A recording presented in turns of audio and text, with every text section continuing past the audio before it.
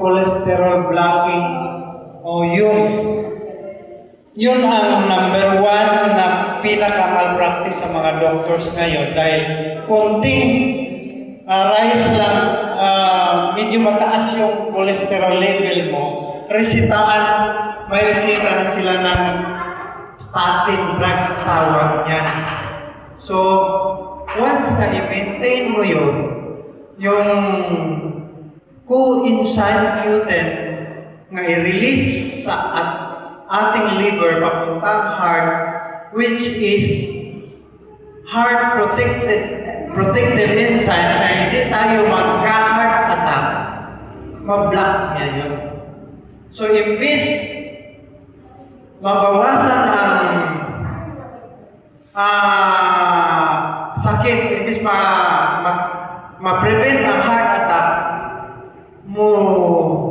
tumaas ang percent sa risgo na magka-heart attack tayo.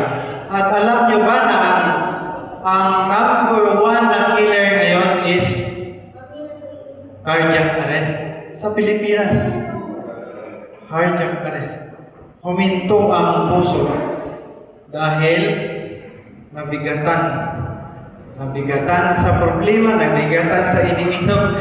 May kasamahan ako, ikwento ko sa inyo. Aking kasamahan is 28 years old, second engineer. Bata pa. Na-overdose siya sa kape. Pagka-overdose niya sa kape, kasi magkape sila, magsigarilyo pa, stimulant niya. Yung puso nila, umarangkada yun pagkainom. Ang nangyari, hindi na nakayanan ng puso niya, nag-cardiac arrest siya at 7 a.m. in the morning. Last year pa nangyari. Tapos, anong nangyari? Dinala sa ospital din, arrival. Hindi naman siya, wala naman sakit sa puso dahil makapaglaro siya ng basketball. So, pag over na sa stimulant yung puso natin, hinto yan. Heart palpitation, pag irregular heartbeat, tapos hanggang hindi ka na makahinga, at tapos mag-cardiac arrest ka na. May dilala ako doon sa God Andres Hospital sa Tondo, Manila. Kasamahan din ang overdose din sa kape. Naagapan, alas 12 ng gabi, Sir, dalhin mo ako sa hospital. Ano nangyari sa'yo? Uminom na ako ng kape, pero 4 na bisis pala siya uminom kasi nag-duty. Hindi naman siya makahinga. So, inano ko, may aparato na ako eh.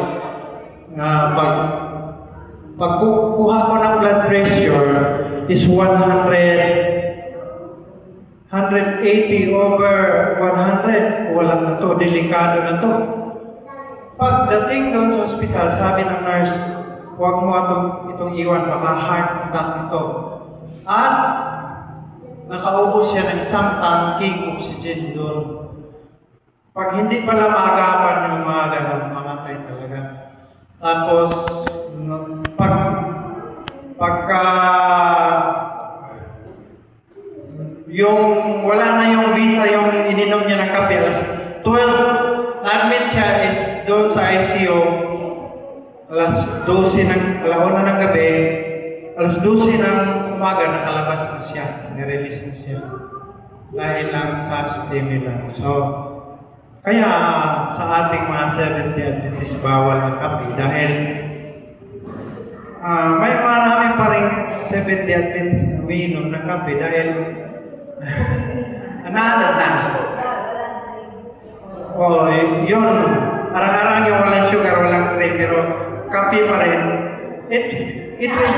It will develop insulin resistance that will lead to